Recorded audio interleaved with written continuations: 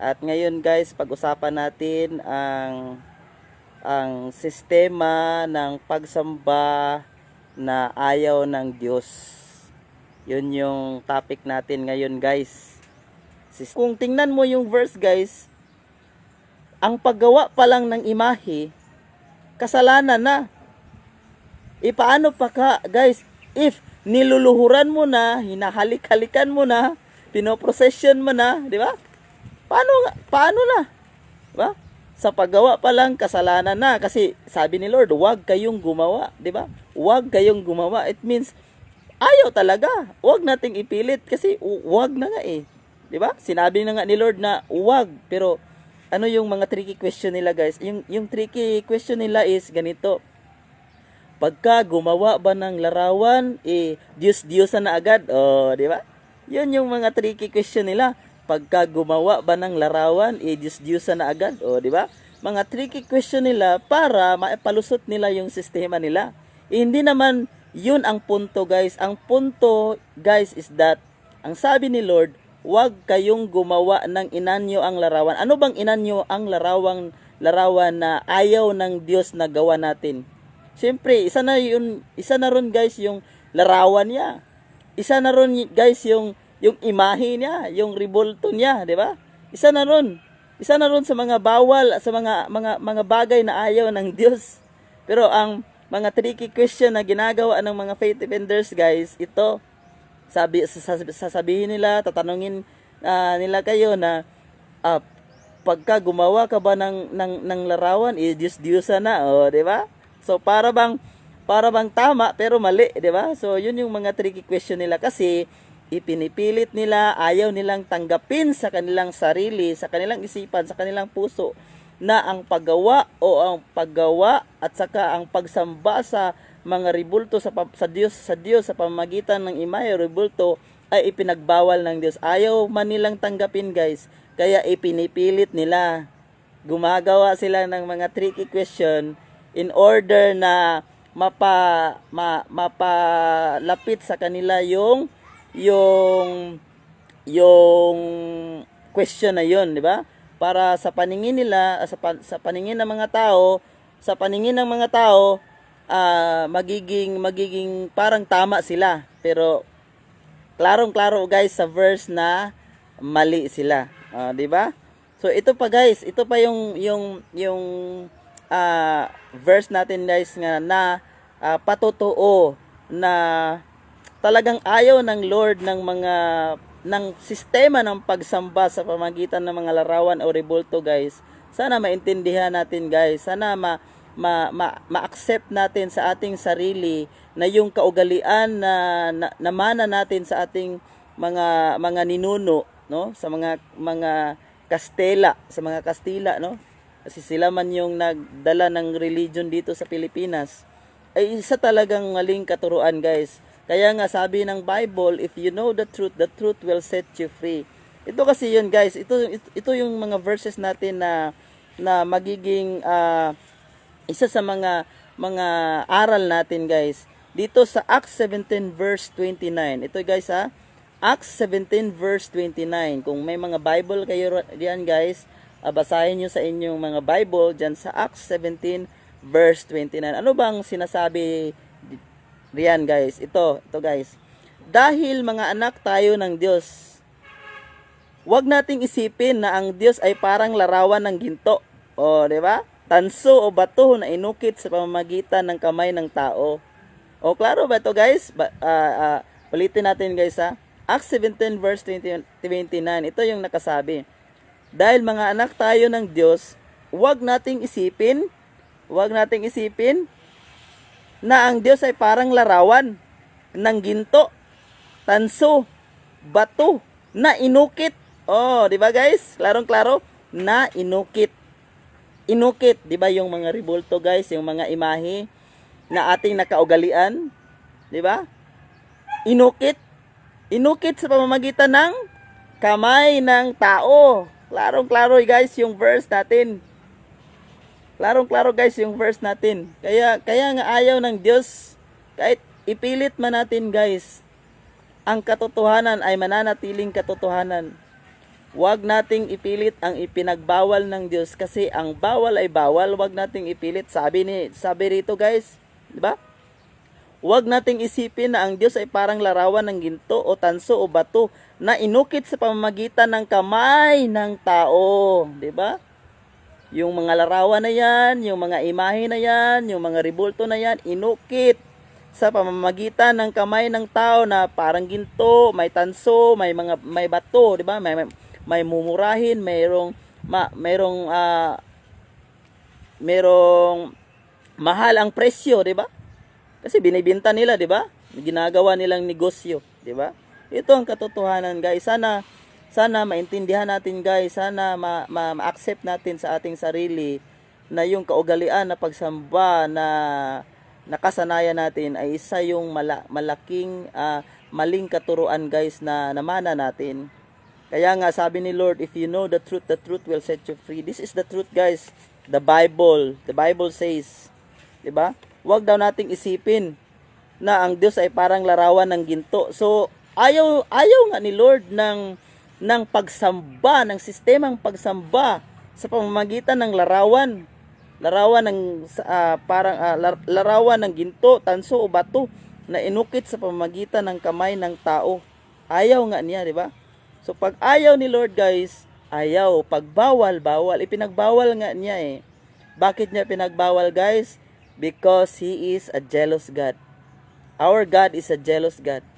Kung hindi pa niya ipinagbawal, guys, hindi siya magiging jealous God. Ipinagbawal niya kasi jealous God siya. Ayaw niya ng sistema ng pagsamba sa pamamagitan ng mga larawan, rebulto, imahe na ating halik-halikan, ating punas-punasan, ating sambahin, ating kausap-usapin, ating luhod-luhuran. Ayaw na ng ganung klaseng sistema, guys, kasi ang sistema na gusto ng Diyos, guys, na pagsamba ay yung pagsamba sa pamamagitan ng Espiritu at ng katotohanan. John 4 verse 24, the Bible says, the Word of God says in John 4 verse 24, God is a Spirit, and those who worship Him must worship in spirit and in truth. Yun yung sistema na gusto ng Diyos, guys, na uri ng pagsamba. Yung sumasamba ka sa Espiritu at ng katotohanan. Hindi yung may mga larawan, hindi yung may mga rebulto na hinahalik-halikan, hinahaplos-haplos, 'di ba? Hindi yung ganung uri ng pagsamba, guys, ang gusto ng Diyos. Kasi yung gusto ng Diyos na sistema ng pagsamba ay yung sumasamba ka sa Diyos, sumasamba ka sa Ama, sumasamba ka kay Jesus Christ in spirit and in truth. Kaya nga in spirit and in truth, guys, yung spirit and in truth, yeah, guys, ito yung pagsamba na walang mga rebulto, walang mga imahe. Yun yung gusto ng Lord, guys. Ito pa, guys, yung verse natin. Kasi sabi nila, yung Exodus daw, paborito daw yun ng verse ng mga Protestant, ng mga born again, ng mga evangelical, o ng mga sulpot. Ng mga sulpot daw kami, guys, sabi ng mga faith defenders. No? Mga sulpot daw kami. Di ba? Paborito daw namin yung Exodus 20. Wala daw kaming ibang verse. Di ba? Ano tong sabi ni Lord dito sa Acts 17 verse 29, di ba? Dahil mga anak tayo ng Diyos, wag nating isipin na ang Diyos ay parang larawan ng ginto, tanso o bato na inukit sa pamamagitan ng kamay ng tao. Klarong-klaro yun. Verse natin, guys. Klarong-klaro. 'Di ba? Ang verse natin. Ito pa, guys. Dito sa Romans. 'di ba? Romans 1 verse 23. Dito na tayo mag-umpisa, guys, sa 22. Anong sabi dito, guys, sa Romans 1 verse 22 to 23? Nagmamarunong sila. Sino bang mga nagmamarunong dyan, guys? Pero lumilitaw na sila'y mga mangmang. Di ba? Nagmamarunong sila. Pero lumilitaw na sila'y mga mangmang. Bakit? Ito, guys, sa verse 23, sabi ng Panginoon dito sa verse natin. Sapagkat, ito, guys, sapagkat, mabigat ito, guys, sapagkat, ito yung point ni Lord. Ito yung point ni God, guys, sapagkat ipinagpalit nila ang dakila at walang kamatayang Diyos sa mga Diyos-Diyosang anyong tao. Ito, guys, yung verse. sapagkat ipinagpalit nila ang dakila at walang kamatayang Diyos sa mga Diyos-Diyosang anyong tao. Oh, itong mga ribulto na to, itong mga imahe na to, anong anyo ba yan? Hindi namang anyong baboy yan. Hindi namang anyong kabayo yan. Hindi naman anyong isda yan, di ba? Anyong tao naman yan, yung gawa ng kamay ng tao, di ba? Sabi nga ni Lord, gawa sa pamamagitan ng kamay ng tao. O, di ba? Anyong ang sabi dito ni Lord sa verse na binasa natin sa Romans 1 verse 23, sapagkat ipinagpalit nila ang dakila at walang kamatayang Diyos sa mga Diyos-Diyosang anyong tao. Anyong tao, guys. Ayaw ni Lord ng mga Diyos-Diyosang anyong tao. So, yung mga imahe, yung mga ribulto, yung mga larawan, guys, na anyong tao, anyong Diyos daw, ito raw ang anyo ni Jesus Christ, yung larawan ni Jesus Christ. Ito yung Diyos-Diyosang sinasabi ni Lord na ayaw niya na sistemang pagsamba. 'Di ba? Diyos-Diyosang anyong tao. 'Di ba? Anyong tao naman yung mga imahe. Anyong tao naman yung mga ribulto. Anyong tao naman yung mga images na 'yan, 'di ba? Hindi naman anyong kabayo 'yan, 'di ba? So klarong-klaro yung verse natin, guys.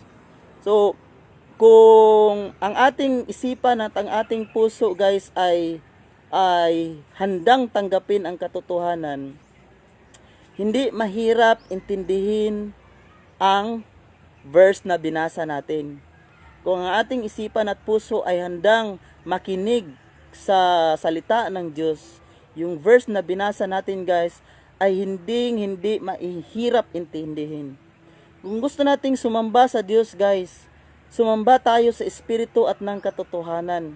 Sambahin natin siya ng walang mga imahe, sambahin natin siya ng walang mga ribulto, ng walang mga inanyo ang larawan, kasi yung mga inanyo ang larawan, guys, kahit ipilit man natin sa ating sarili na hindi yan Diyos-Diyosan, ang sabi ni Lord, guys, huwag kayong gumawa ng inanyo ang larawan na nasa langit, dahil I am a jealous God, says the Lord.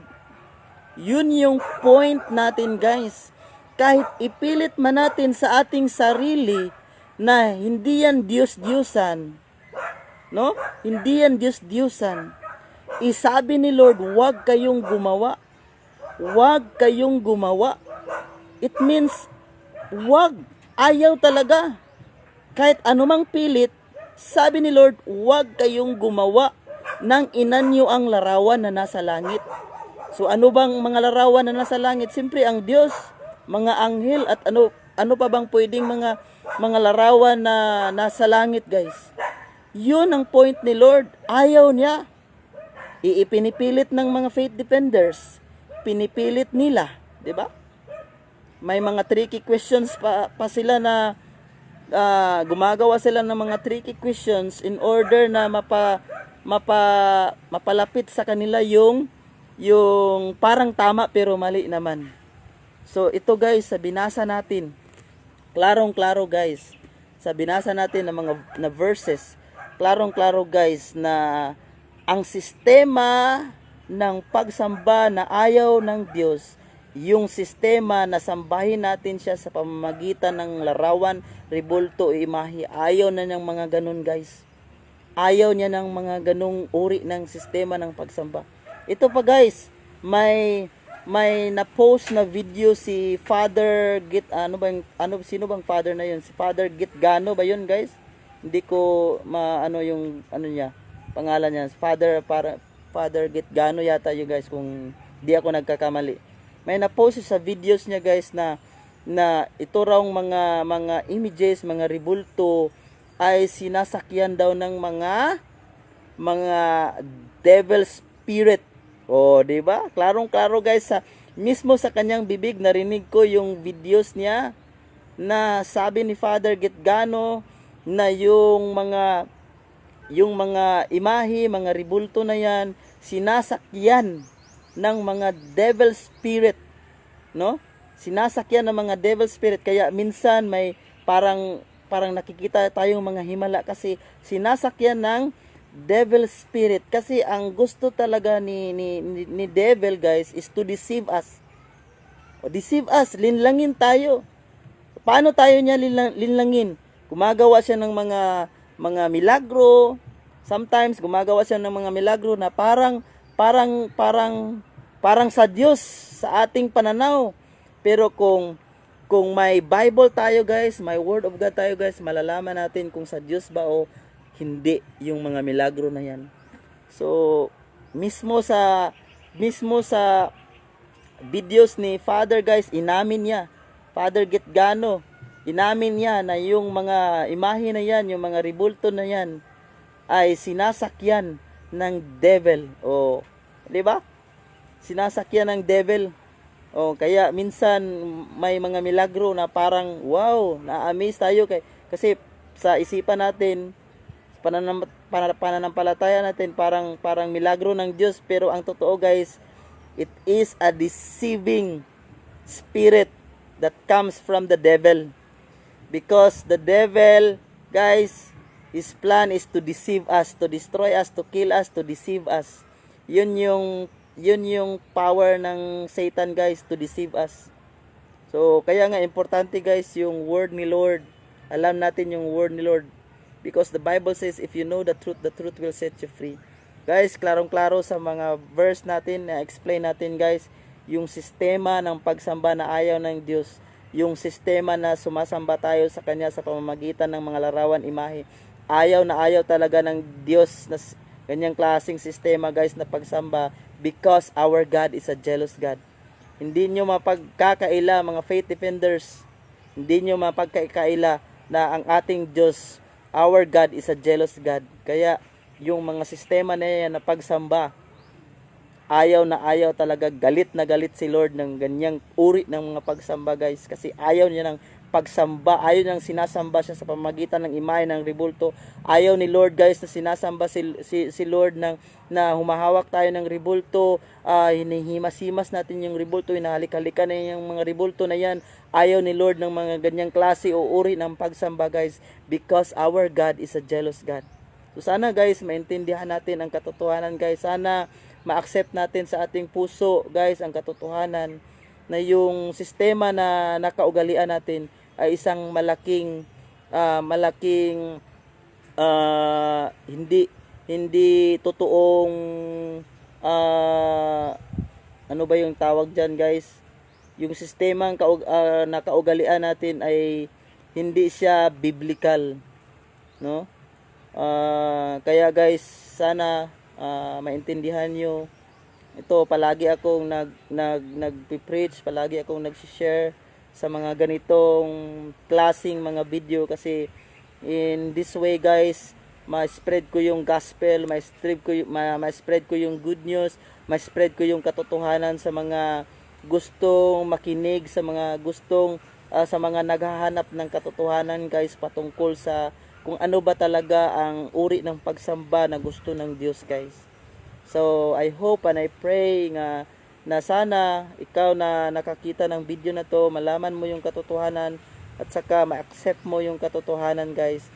Kung gusto nating sambahin si Lord guys, sambahin natin siya sa espiritu at ng katotohanan, because the Bible says guys that in John 4:24, God is a spirit and those who worship Him must worship in spirit and in truth. At ito yung sistema na hinahanap ng Diyos. John 4:24. Ito yung sistema na hinahanap ng Diyos na uri ng pagsamba. Basahin mo guys ang John 4:24 guys.